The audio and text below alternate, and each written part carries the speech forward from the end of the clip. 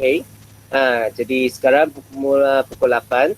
Jadi kita akan mula PTPR bagi sains yang kali ke-14 yang kita berjumpa di atas Google Meet.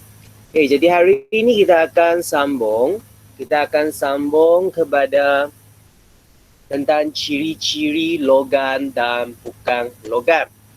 Hari ini kita akan sambung kepada ciri-ciri logam dan bukan logam. Okay, seperti apa yang kamu lihat dekat sini, ini adalah bahagian yang minggu lepas kita telah belajar. Okay, kita telah belajar pada minggu lepas. Okay, jadi apa perbezaan tentang ciri-ciri sama ada logam dengan bukan logam dekat sini? Okay, dan dekat sini kita telah belajar tentang persamaan dia adalah kedua-duanya adalah unsur. Kedua-duanya adalah unsur. Tapi yang kita lebih berminat tentang logam dan bukan logamnya adalah tentang perbezaan mereka. Okay, kalau kita lihat dekat sini, di sini dia ada 8 perbezaan. Pertama adalah daripada segi kekilauan. Okay, kedua adalah daripada segi kemuluran. Okay, apa itu kemuluran? Nanti kita ada satu bahagian tentang kemuluran yang boleh kamu faham dengan lebih teliti lagi. Okay, lepas tu ada lagi keboleh-tempahan. Apa maksudnya keboleh-tempahan? Keempat adalah kekuatan regangan. Kekuatan regangan. Kelima adalah kekonduksian elektrik. Kekonduksian elektrik. Yang seterusnya adalah kekonduksian haba. Kekonduksian haba. Dan ketujuh adalah ketumpatan. Okay, lepas tu yang terakhir adalah takat lebur dan takat bibinya adalah berlainan. Okay, jadi kita terus masuk kepada apa yang kita belajar untuk hari ini. Okay, pertama kita akan lihat tentang logam dahulu. Okay, lepas tu kita macam mana kita dapat bezakan semua perkara seperti ini.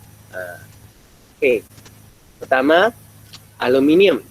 Okay, aluminium ni boleh ditempat.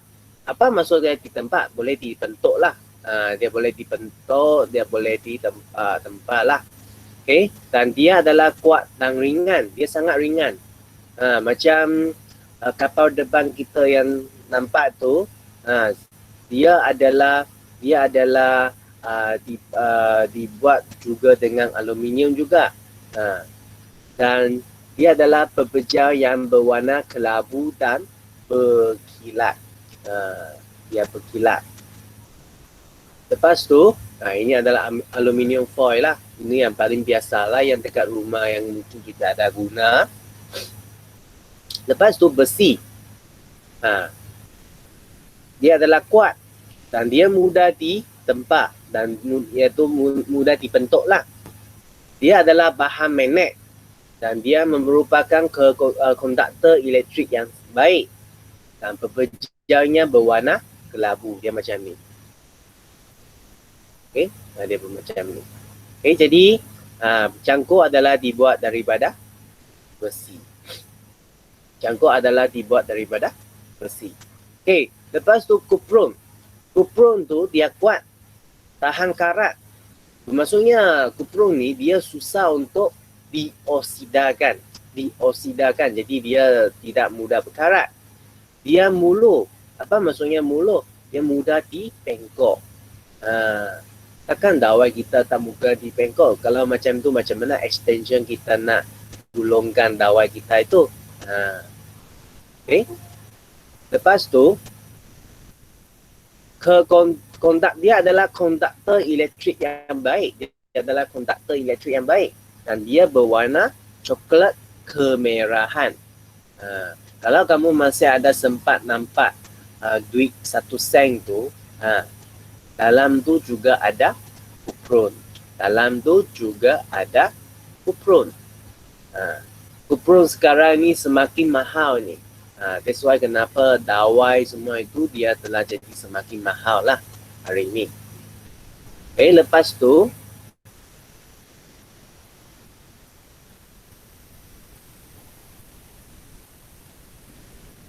zinc.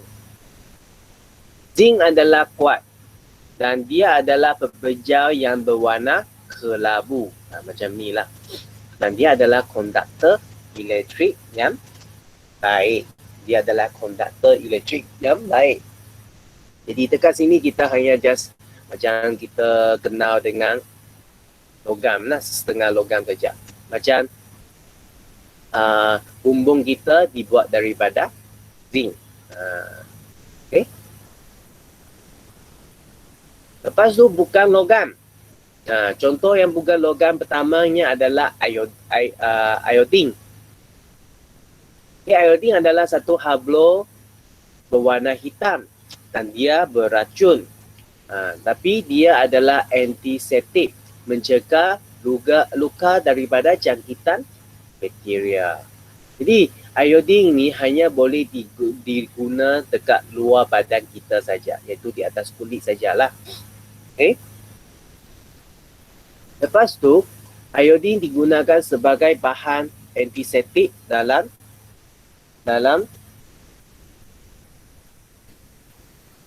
perubatan. Okay. Lepas tu chlorine. Okay, chlorine adalah gas yang berwarna kuning kehijauan dan dia akan melunturkan warna dan dia beracun. Macam koros kita lah adalah dibuat daripada chlorine. Koros kita adalah dibuat daripada chlorine. Okay. Lepas tu sulfur. Sulfur adalah serbuk pepejal yang berwarna kuning dan dia beracun. Okay. Sulfur dapat membuat tayar getah menjadi lebih keras. Jadi dalam tayar itu ada sulfur lah. Okay. Ingat, dia juga beracun lah. Lepas tu karbon. Karbon adalah pepejal yang berwarna hitam, licin, ringan. Unsur bukan logam yang merupakan konduktor elektrik yang baik. Dia juga adalah konduktor elektrik. Macam mata pensel kan, dia boleh mengkondak elektrik. Dan karbon digunakan untuk membuat raket. Raket macam raket badminton, raket bagi squash, raket bagi squash, badminton. Okay. Dan macam apa lagi juga dia boleh menggunakan karbon. Macam kayu untuk hoki, macam golf. Semua ini dia memang dapat menggunakan karbon. Dia menggunakan karbon. Okay. Jadi ini adalah briefly lah secara kasar tentang logam dengan bukan logam. Jadi kita akan go through kan, kita akan sepintas lalu tentang eksperimen ini. Kita memang tidak dapat buat lah sekarang. Jadi kita lihatlah. Okay. Kekilauan permukaan seperti apa yang kita telah belajar tentang perbezaan antara logam dengan bukan logam pada hari Isnin yang lalu. Okay. Di sini kita boleh nampak logam tu dia kata hipotesisnya logam mempunyai permukaan yang berkilau. Jadi logam dia berkilau. Macam lepas tu karbon macam bukan logam tu dia tidak berkilau. Jadi ini adalah perbezaan antara logam dengan bukan logam. Macam iodine semua itu mana dia berkilau. Lepas tu kemuluran. Apa itu berkemuluran? Kalau kamu lihat dekat sini, adakah dia senang dipengkok ataupun tidak?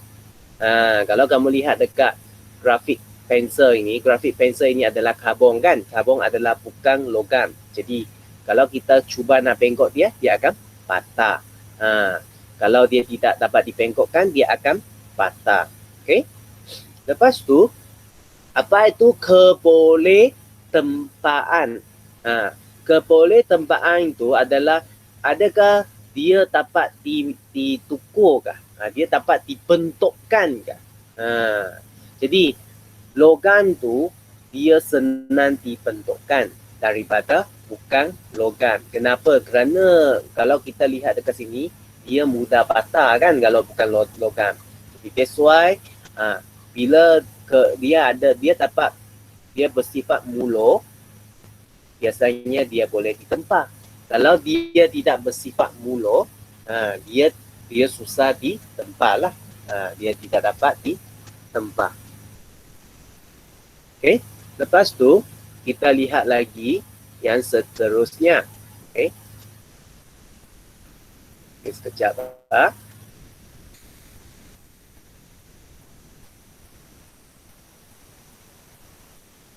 Okey. Lepas tu yang seterusnya adalah kekonduksian elektrik. Kekonduksian elektrik. Jadi kalau kita boleh lihat dekat sini, karbon dia boleh mengkonduksikan elektrik. Dan kalau bukan logam, biasanya dia tidak dapat konduksikan elektrik. Dia tidak dapat mengalirkan elektrik. Kecuali apa? Kecuali karbon. Kecuali karbon. Kalau sulfur kan, dia memang tidak dapat. Okay, jadi ingat, karbon adalah satu-satunya bukan logam yang dia dapat mengkonduksikan elektrik. Karbon adalah satu-satu bukan logam yang dia dapat mengkonduksikan elektrik. Jadi ini adalah bahagian yang kamu perlu jelas. Ini adalah bahagian yang kamu perlu jelas. Okey. Lepas tu kekonduksian haba. Kekonduksian haba. Okey, kalau kamu lihat dekat sini, logam boleh mengalirkan haba dan bukan logam tu dia tidak dapat mengalirkan haba. Okey, dia tidak dapat mengalirkan haba kalau untuk bukan logam. Okey, biasanya logam ni kita buat untuk macam alat untuk memasak lah. Kalau bukan logam tu biasanya dia adalah sebagai pemegang. Dia adalah pemegang dan dia boleh digunakan sebagai supaya dia tidak mengalirkan haba, supaya kita dapat pegang lah, macam periuk, macam kuali. Pemegang tu adalah dibuat daripada bukan logam, macam plastik. Jadi itu adalah bukan logam. Okey, lepas tu kita lihat yang seterusnya, takat lebur. Okay, biasanya takat lebur bagi logam adalah lebih tinggi. Takat lebur bagi logam adalah lebih tinggi daripada bukan logam. Jadi kalau kamu lihatlah di sekeliling anda, kita gunakan untuk buat kuali, periuk, semua itu adalah logam. Ya, memang macam kalau kita lihat periuk nasi dekat luar itu ada plastik kan. Tapi itu pun adalah pada tempat yang paling luar. Dia bukan pada tempat yang memanas. Itu dekat elemen memanas tu. Jadi itu adalah perbezaan yang kita dapat lihat. Okay? Jadi ini adalah tentang keputusan lah. Jadi ini adalah soalan-soalan yang sangat penting. Apakah perbezaan kekilauan permukaan rok kupron dengan rok karbon? Rok kupron itu dia berkilau, tapi rok karbon itu dia malah, dia tidak berkilau. Yang kedua, antara dawai kupron dengan grafik kanser yang mana dapat dibengkokkan? Dawai kupron saja yang dapat dibengkokkan. Kalau grafik kanser itu kita nak bengkokkan dia akan macam mana? Dia akan patah. Antara kepingan besi dengan sulfur yang mana boleh ditempah? Iaitu besi lah. Sulfur tidak dapat ditempa. Kalau sulfur ditempa itu dia hancur lah. Lepas tu keempat, antara rod besi, rod karbon dan rod sulfur yang mana dapat mengkonduksikan arus elektrik. Rod besi dengan rod karbon saja. Rod karbon adalah satu-satunya bukan logam yang dia boleh mengkonduksikan elektrik. Ingat, satu-satunya bukan logam yang boleh mengkonduksikan elektrik. Lepas tu yang kelima, antara rod besi dengan karbon, yang manakah konduktor habanya lebih baik? Adalah rod besi, karbon tidak. Karbon tidak. Okay, kerana dia adalah bukan logam. Walaupun dia boleh mengkonduksikan elektrik, tapi dia tidak dapat mengkonduksikan haba. Okay, dia tidak dapat mengkonduksikan haba.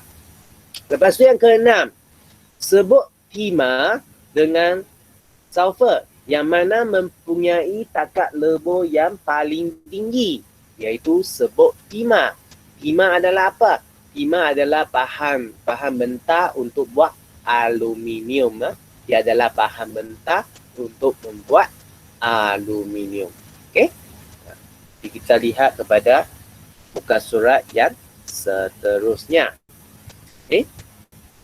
Menghargai ketertiban unsur yang wujud dalam alam ini.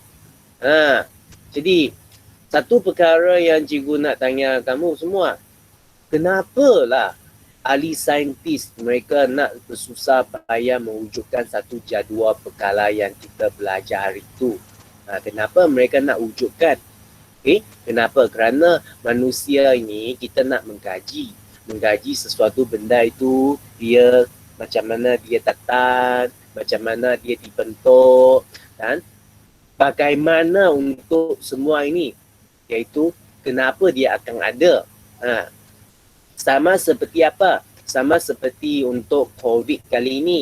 Jadi kenapa COVID ini dia akan ada? Macam mana COVID ini menjangkiti manusia? Dan kenapa dia adalah lebih kepada sistem pernafasan kita? Itu adalah perkara-perkara yang ahli-ahli saintis, doktor itu mereka kaji. Dan kalau kamu ada perhatikan kepada perkembangan semasa COVID ini, kalau kamu sekarang pun boleh nampak COVID ini sekarang sudah mutasi dan mereka telah menamakan mutasinya kepada alpha, beta, delta, semua nama-nama yang mereka ada guna, gamma. Dan antara mutasi yang paling dahsyatnya adalah delta. Delta daripada India. Mereka katakan daripada India delta itu. Jadi kalau kamu lihat dekat sekarang ni, perkembangan COVID dekat Malaysia, dekat Selangor dengan Kuala Lumpur adalah yang paling serius. Kenapa? Kalau kamu ada baca surat khabar ataupun berita dengan lebih teliti, kamu boleh nampak dekat sana sudahlah ada COVID jenis delta dekat sana. Jadi itu adalah tempat yang sangat-sangat bahaya untuk sekarang. Jadi walaupun kita dekat Sibu, Sarawak ini masih adalah terkawal, tapi kalau cikgu lihat surat khabar 2 hari ini, sebenarnya juga ada COVID yang delta ini sudah masuk Sarawak. Tapi mereka berjaya menghalangnya untuk merebak kerana semuanya dikesan semasa kuarantin. Jadi ini adalah perkara-perkara yang kamu perlu tahu. Kenapa? Kerana ini adalah satu pengetahuan asas kepada kita sebagai manusia dekat dunia ini. Dan kalau kamu lihat perkembangan COVID sekarang ini, kalau kita tidak memandang serius tentang perkara ini, dia akan memudaratkan manusia. Macam mana dia akan memudaratkan manusia? Kepada yang pernah kena COVID ni, bukannya selepas sembuh dia memang tak ada masalah. Kalau daripada kajian total dengan sains, ada setengah pesakit yang dia sembuh daripada COVID, dia ada kesan sampingan yang mungkin akan mengikut dia seumur hidup. Jadi ini adalah perkara-perkara yang kita mesti perhatikan dan kita mesti ambil berat. Jadi bukannya sebabnya kita selalunya nahakkan kenapa tak boleh ini, kenapa tak boleh itu. Macam keluarga anda suruh kamu jangan pergi luar main. Kalau nak pergi luar untuk beli barang mesti pakai topeng muka. Semua ini adalah untuk melindungi kamu dan semua ini adalah sangat penting. Sangat penting untuk perlindungan kita. Jadi inilah adalah kenapa kita belajar sains. Kenapa kita belajar sains? Mengenali COVID hanya salah satu sahaja daripada sains. Banyak lagi di sekeliling kita ada berkaitan dengan sains. Macam sekarang kamu gunakan handphone kamu untuk kelas sains ni, juga adalah daripada teknologi, sains dan teknologi. Jadi, cikgu harap kamu semua ini boleh belajar sains, menunjukkan minat anda untuk belajar dalam sains. Yang ada semangat sains. Macam mana semangat sains? Tidak berputus asa. Kenapa? Kerana itu sangat penting. Jadi cikgu rasa sangat gembira lah kerana kamu semua ini dapat menyertai Google Meet untuk belajar sains. Tapi bagi murid-murid yang mereka tidak dapat menyertai dalam Google Meet atas sebab internet, device, jadi cikgu tidak marah. Kenapa? Kerana ada yang mereka pun sangat rajin. Mereka ada pergi tengok rakaman yang cikgu uploadkan dalam YouTube untuk belajar dan untuk buat kerja rumah dan hantar. Jadi ini adalah perkara-perkara yang cikgu harap dari kamu. Kenapa? Kerana cikgu rasanya marah pun tak guna.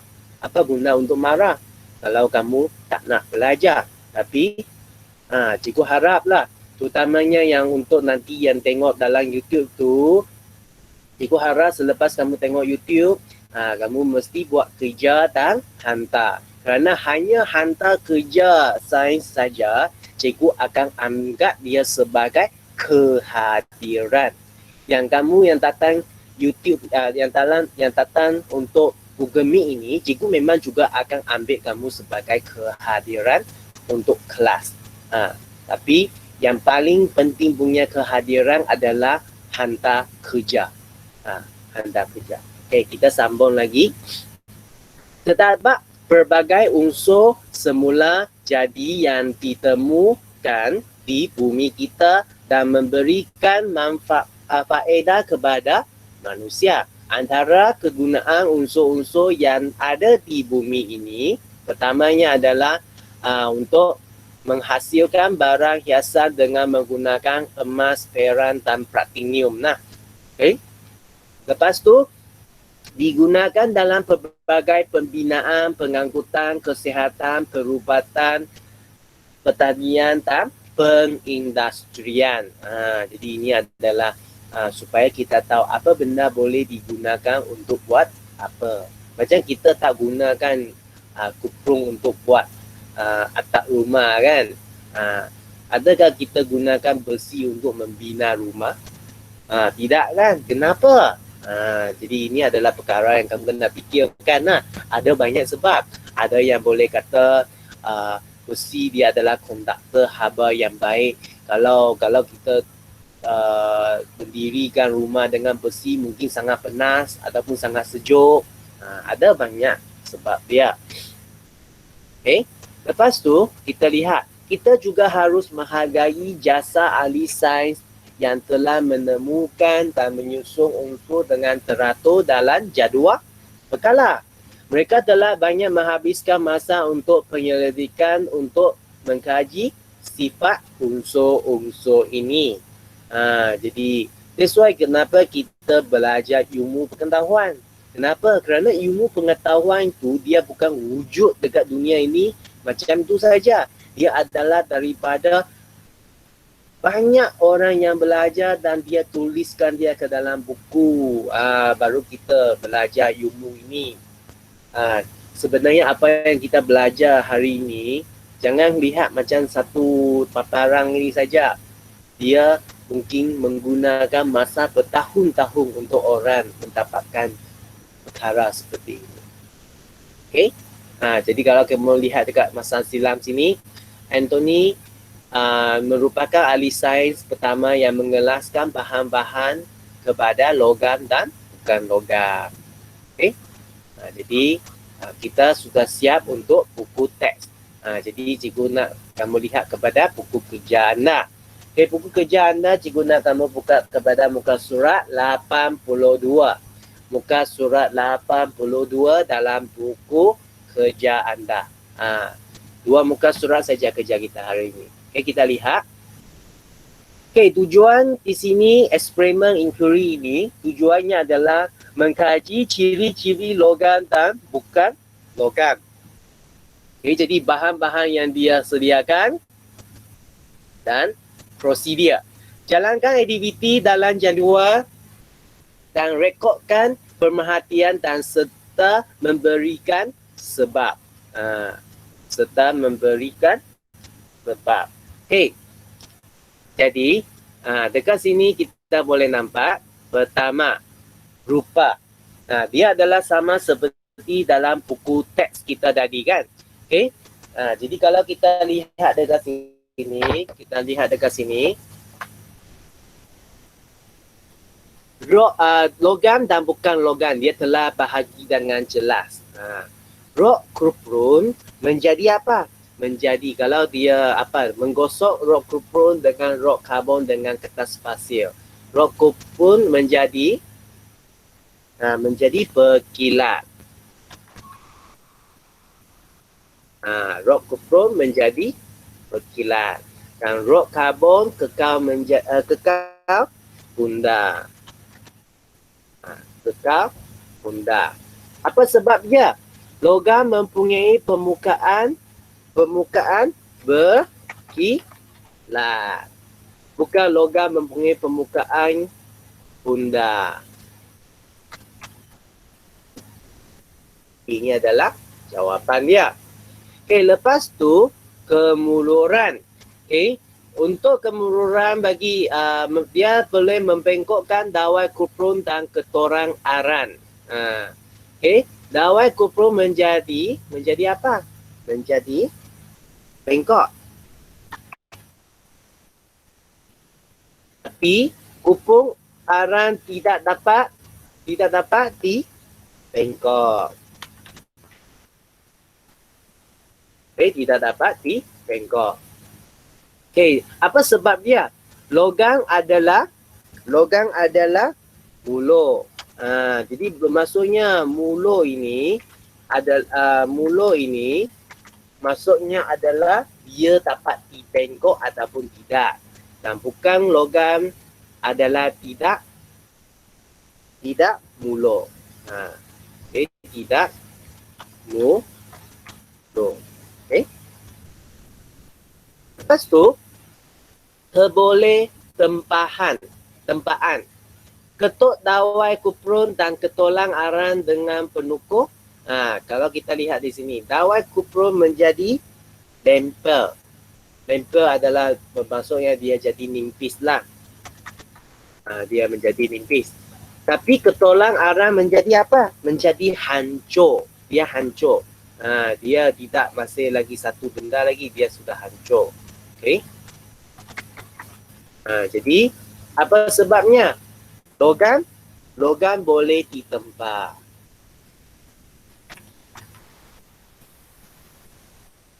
Dan bukan logam tu tidak boleh ditempa. Tidak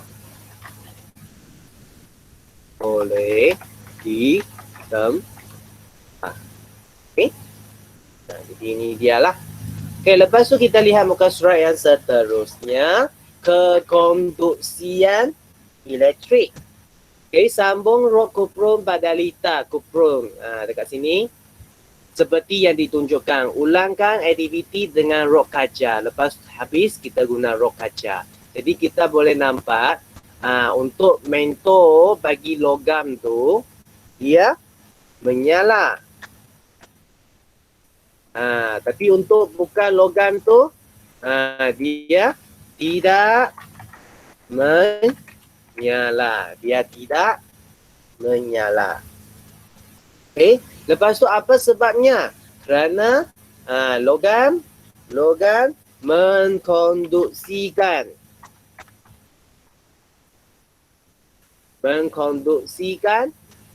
elektrik, dan bukan logam tidak mengkonduksikan elektrik. Tidak mengkonduksikan elektrik. Halus elektrik. Bukan logam tidak mengkonduksikan arus elektrik. Lepas tu kita lihat kekonduksian haba. Sediakan susunan radar seperti di atas. Letakkan paku tekan pada setiap hujung rod kupron dan rod kaca.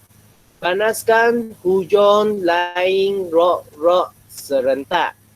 Paku tekan dekat logam itu akan jatuh terlebih dahulu.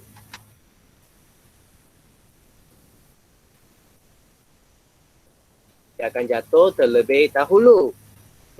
Paku tekan mengambil masa untuk bukan logam tu, dia mengambil masa yang lebih lama. Bukan dia tidak mengkonduksikan haba, dia hanya menggunakan masa yang lebih lama daripada logam. Jadi that's why biasanya kita menggunakan bukan logam untuk menjadi pemegang tadi yang cikgu cakap tu. Apa sebabnya? Logam adalah konduktor haba yang baik. Bukan logam adalah konduktor haba yang lemah.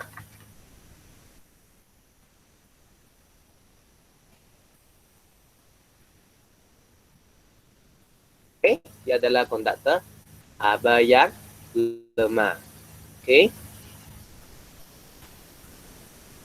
Jadi dekat sini. Kelaskan unsur-unsur kepada logam dan bukan logam di petak pokok di bawah. Jadi cikgu nak kamu cuba senaraikan. Nitrogen logam kah? Bukan. Mercury logam kah? Ya. Klorin? Bukan. Besi? Ya. Timah? Ya. Natrium? Ya. Hidrogen? Bukan. Sulfur? Bukan. Kuprum? Bukan. Emas? Ya. Karbon? Karbon adalah? Bukan. Karbon bukan. Lepas tu, bromine? Bukan. Jadi kamu isi sendiri. Cikgu tidak bagilah. Cikgu sudah bincang bersama dengan kamu. Ingat. Kuprum ya kah? Kuprum ya. Karbon tidak. Logam dan bukan logam mempunyai ciri-ciri yang berlainan. Jadi kita kira habis untuk PDP untuk hari ini. Jadi latihan yang kamu perlu buat untuk hari ini adalah pada buku kerja anda muka surat 82 dan 83. 3. Okay, jadi cuba siapkan, ambil gambar dan send kepada cikgu sama ada melalui dalam grup Telegram, personal message cikgu dalam Telegram ataupun WhatsApp, ataupun kamu pun boleh hantar dalam Google Classroom. Okay, jadi kita sampai sini saja untuk hari ini. Ada apa-apa masalah nak tanya? Okay, kalau latihan-latihan yang sebelum ni belum siap, ambil masa, cuba siap secepat mungkin dalam Sabtu Ahad ini dan hantar kepada cikgu. Cikgu kena ingatkan kamu, semua latihan kamu yang hantar itu cikgu ada rekod. Dan cikgu akan gunakan itu sebagai penilaian kamu dalam PBB ya. Cikgu akan guna itu sebagai penilaian kamu dalam PBB kerana kita tidak dapat berjumpa lagi. Okay? Kalau yang tak hantar, yang hantar kadang-kala itu memang makanya dalam PBB itu tidak memuaskan. Tapi kamu masih ada peluang lagi dalam hujung tahun ini. Jadi sesiapa yang belum hantar kerja itu lagi, sila hantar. Dan memang dalam minggu depan, habis minggu depan tu kita ada cuti 1 minggu kan. Cikgu akan buat senarai yang mana latihan yang siapa yang belum hantar. Masa itu cikgu akan pamerkan. Okay? Seperti cuti yang sebelum ni lah. Okay? Dan cikgu harap kepada siapa kamu yang kamu sendiri tahu mana latihan yang belum siap tu, cuba lihat semula mesej yang cikgu telah bagi. Ada YouTube yang cikgu telah rakam, kamu boleh tengok semula untuk menjawab soalan anda. Okay? Jadi kita sampai sini saja untuk hari ini dan kamu boleh keluar sekarang. Okay, bye-bye. Okay, sama-sama.